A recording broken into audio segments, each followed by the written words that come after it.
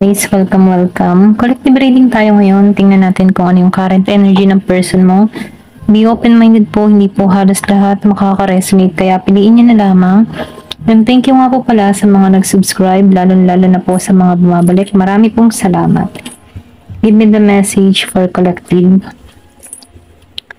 Ano yung current energy ng person mo?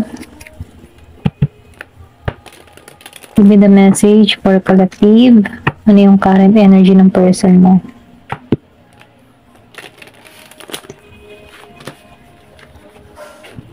Give me the message for collective. Ano yung current energy ng person mo?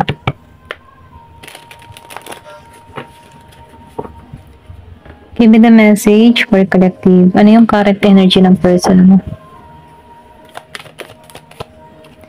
Meron ka ditong 2 of air. Nakikitaan ko dito, no? Meron dito, humahanap ng balanse. Malakas ang Libra.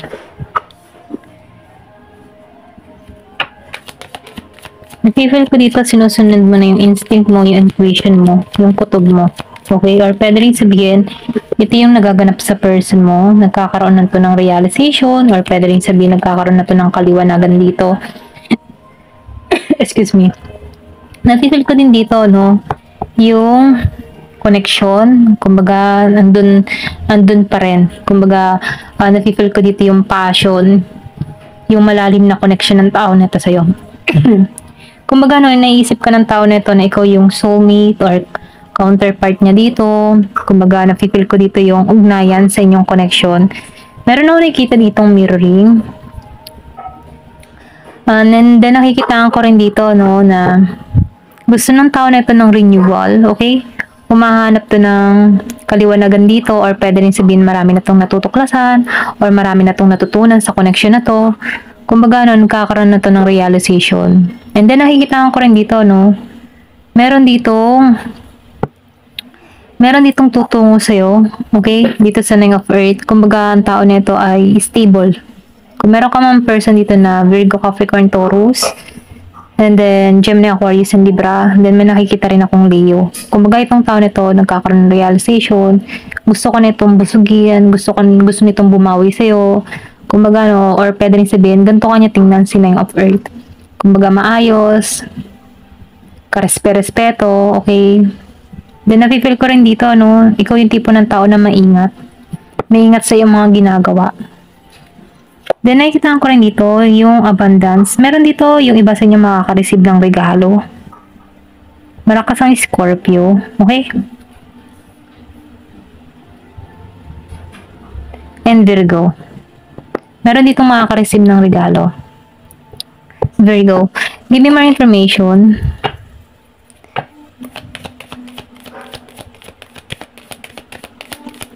Then, nakikita ko rin dito, no? Meron ka ditong tao na malakas yung instinct, malakas yung intuition. Like, pagka-spiritual, or pwedeng sabihin, bukas siya sa ganun, ano. Kumbaga, no, nakikita ko dito, meron maging nagmamanifest, or hinihiling ka ng tao neto, nagdadasal to, hinihiling ka neto na masakatuparan, or may pagbabagong maganap. Kumbaga, itong tao neto ay handang kumilos para sa'yo. Kumbaga, nafe-feel ko dito yung transformation.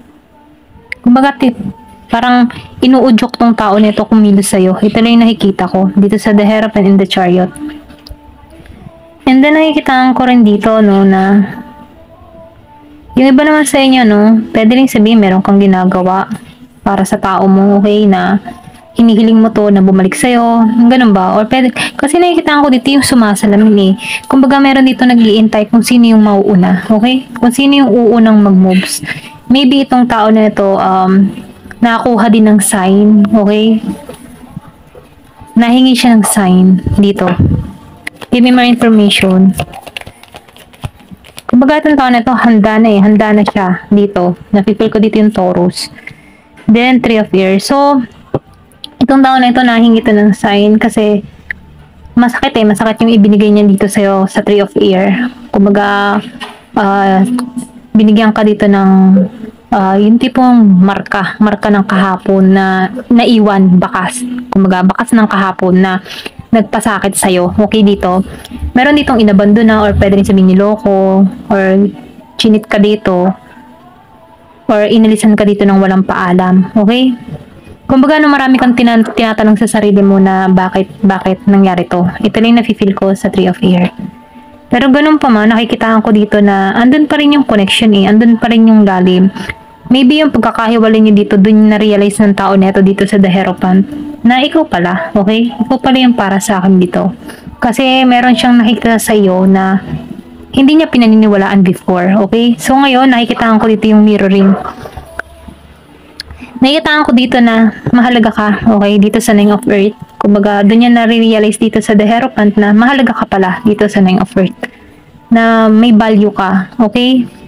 Maybe hindi ka na rin dito nagbibigay ng attention or meron ka nang binabago sa sarili mo or lumayo ka na rin dito, okay? Nag-moving on ka na dito sa Three of Air. Pero ganun pa man sa Two of Air, nakaranas ka dito before ng sobra kang nahihirapan, nalilito. Kumbaga, alam mong siya yung para sa'yo, pero kinat ka nito. Yung ganun ba? Parang ramdam mo sa sarili mo na siya yung para sa'yo pero bakit inalisan ka dito? Ganun lang yung energy Give me more information. Ano pa yung mensahe? Pero humihiling to. Ito lang nakikita ko. Merong humihiling. Nagkaroon to or pwede rin sabihin, ipinakita dito or pinatanaw sa tao na ito na ikaw yung para sa kanya dito. Okay? Kasi meron pa nararamdaman Give me more information. Hindi lumago or meron ditong lumayo na ng lubusan. May nagtatago ng nararamdaman. So that gusto nang simula. Kumbaga nandun pa rin yung alaala alaala mo. Kumbaga nafe-feel ko dito yung precious. Gusto ng tao na to na magkaroon ng transformation, pagbabago sa inyong dalawa. Magkaroon ng masayang pagkasasama. Kumbaga yun nangyari in the past, limutin na. Ganun yung energy ng person mo. Kumbaga, andun pa rin siya. Gusto niya ng transformation, magtagumpay, and then nakikitaan ko rin dito na minamahal ka ng tao na ito. Okay? Andun pa rin. Pwede ni sabihin, yung bang tipo na soulmate mo, okay? Soulmate mo siya, or ramdam ng person mo na soulmate mo siya, twin mo siya, ganun.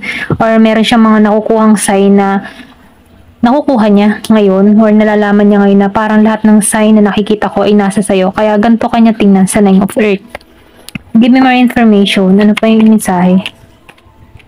So, Ace of Earth. Gusto ka na itong busugin. Okay. Ngayon, gusto nitong bigyan kang halaga. Okay. Nagkakaroon na to ng clarity.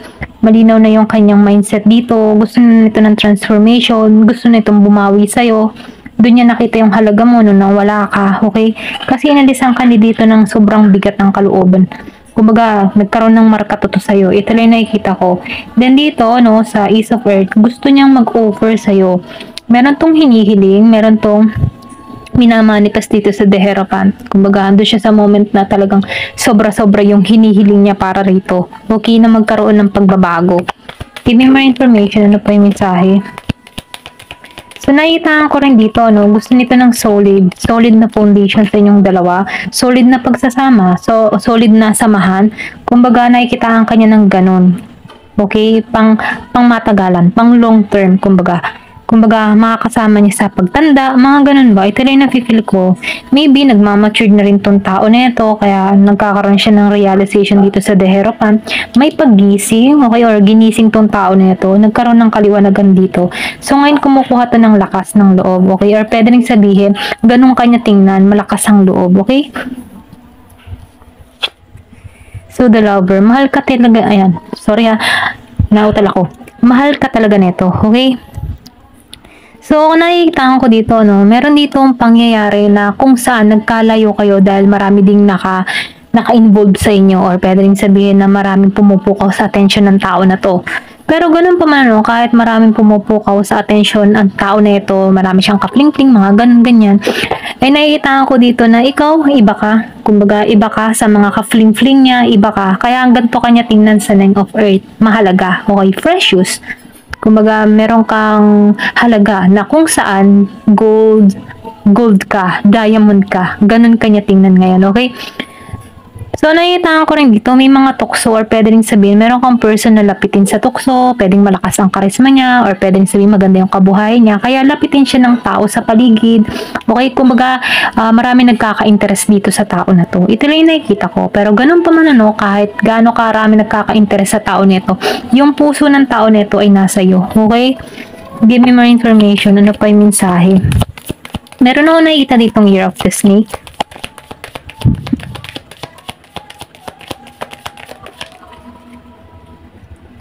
So, the world. So, yung nakikita ko dito, ano, yung iba sa inyo nasa ibang bansa, yung kapareha, o pwede rin sabihin nasa ibang bansa kayo. Pwedeng ito yung namagitan sa inyo, yung pagkakalayo nasa ibang bansa.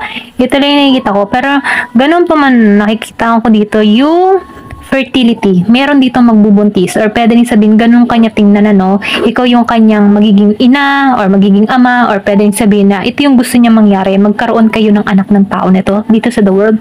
Kumbaga, ano, nafe-feel ko dito yung fertility. Kumbaga, pagbubuntis, may magbubuntis. Or pwede rin sabihin, ito yung balak niya para sa'yo. Okay? Magkaroon kayo ng baby. Once na nagkasama kayo dito, ito lang yung nakikita ko. Pwede rin sabihin, ito na lang yung naiisip niyang paraan. Nakita ko dito na yung person mo dito, malakas yung spiritual. Meron ako nakikita ditong Gemini. Gemini, Aquarius, and Libra. Virgo, Capricorn, Taurus. Okay? Sagittarius, Leo, ayan, Taurus. Ayun, nakikita ko, okay? Malakas yung instinct ng person mo, or pwede rin sabihin pareho kayo, malakas yung intuition nyo, kutob nyo, kung may pagka-psychic, may psychic kayo, pareho, or ramdam mo yung person mo, at ramdam ka din ng person mo. Ito lang yung nakikita ko. Ramdam ka ng person mo, ramdam mo ang person mo. Kumbaga, may connection. Pwede rin sabihin, ano, once na nakikita ka ng tao nito, may pagkabalisa ito, okay? May pagkabalisa siya, hindi siya mapakali. Parang may pagka-obsessed din tong tao na to sa'yo. Ito lang yung nafe-feel ko. Gusto nito ng renewal, magbunga, may pagbubunga, okay? Sinusunod nito yung instinct niya, yung intuition niya. So, meron ditong Tree of Earth. So, nakikita ko dito reverse, ang Tree of Earth. So, meron ditong hindi nakipagkasundo, or pwede rin sabihin na nagkaroon kayo ng lamat dito sa Tree of Earth. Or pwede rin sabihin, ayaw mo na dito. Okay? Kumbaga, nakikita ko dito na nasaktan ka ng sobra. Kaya dito sa Tree of Earth, nasasaktan ka. Ayaw mo makipagkasundo dito. Okay? Kaya lang, nakalagay dito, no, sa Tree of Earth na kailangan lang ng oras para maghilom yung past. Kumbaga, binibigyan lang ng panahon tong connection na to, okay? Pero ganun pa man, ano, ikaw pa rin ang tatanungin dito dahil mas nakakakilala, mas kilala mo yung person mo, okay? Give me more information. Ano pa yung mensahe?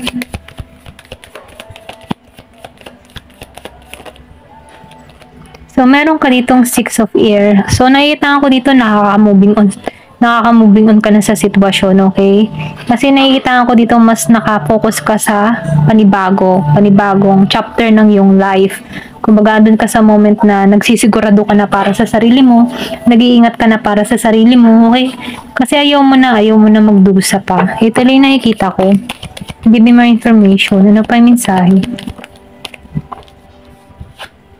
So, the Hermit.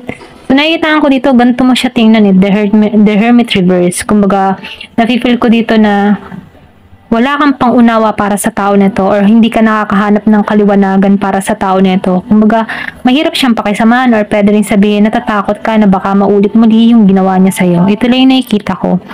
Malakas yung Year of the Snake. Meron ditong Virgo.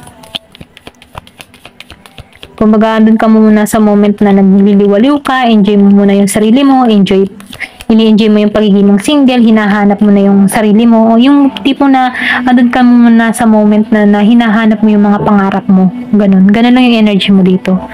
7 of Air. Kumbaga, nagpapahinga ka na kasi dito eh. Ayaw mong ipaglaban, or ayaw mo nang ilaban tong relasyon na to kung sakasakali. Kasi mahirap yan, bigat-bigat. Parang, ganun lang yung dating, ang bigat. Parang wala kang kasiguraduhan para sa tao na ito. Ito lang yung nafe-feel ko sa'yo.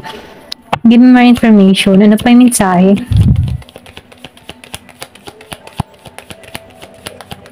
Maybe naghahanap ka na lang dito ng panibago magmamahal.